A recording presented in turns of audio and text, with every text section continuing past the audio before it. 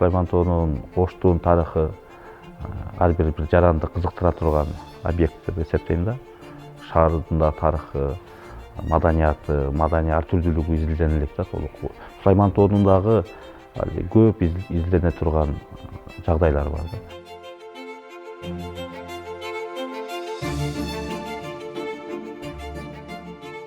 Сулайман-Тоонун аталышы, Сулайман-Тоонун тегерегиндеги курулуштар, Сулайман-Тоонун корок аймагында архитектуралык культтук жайлар, тарых маданий эстеликтер боюнча изилдөөгө муктаж да.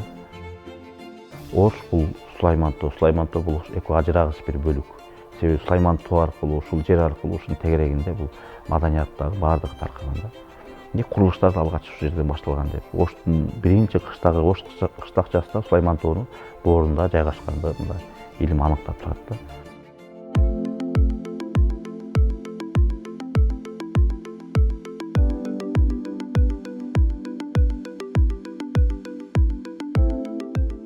Сулайман-Тоодогу бир топ белгилүү аалымдардын жана белгилүү адамдардын сөөктөрү аныкталып, ошо менен биз Сулайман-Тоодогу ислам дининин таралуусундагы бир оролу айта алабыз. Ошондой эле Ош бул кол өнөрчүлүктүн борбору катары баалап карасак болот.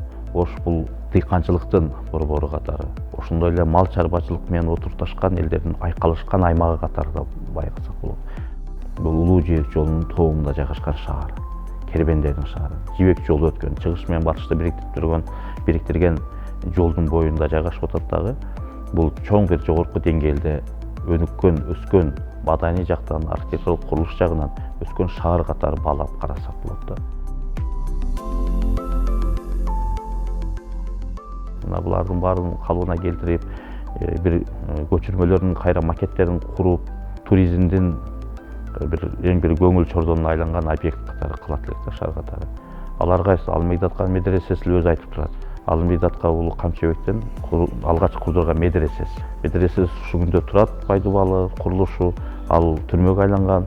Ал эми эгер түрмө шаардын ичинен чыгып жыла турган болсо, ал жердеги бир эстеликти калыбына келтирүү дагы бир мүмкүнчүлүк турат да алдыдачы.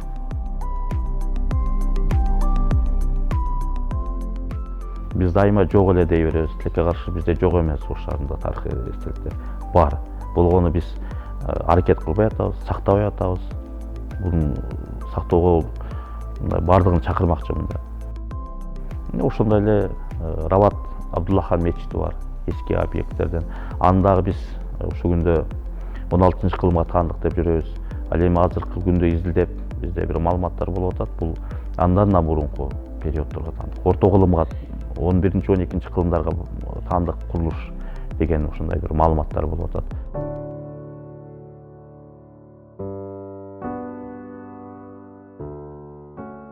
Тарыхый эстеликтер Совет доорунда талкууланып кеткен. Талкууланып кеткендерди калыбына келтирүү, демек калыбына келтирүү үчүн ал объекттер жөнүндө жеткиликтүү маалыматтарды берүү бул азыркы учур талабы. Себеби баарыңыздарга белгилүү, дүйнөдө жетишкен, өнүккөн өлкөлөрдө бул тоо кендерин иштетүү эмес, бул туризм менен, илим менен, маданият менен кирешесин көбөйтүү аракетинде жүрүп атат. Ал эми биз андай шарттар түзө турган болсок, биз андай мүмкүнчүлүк, потенциал жогору Ош шаарында. Себеби Ош шаарынын 3000 жылдан ашуун тарыхы бар.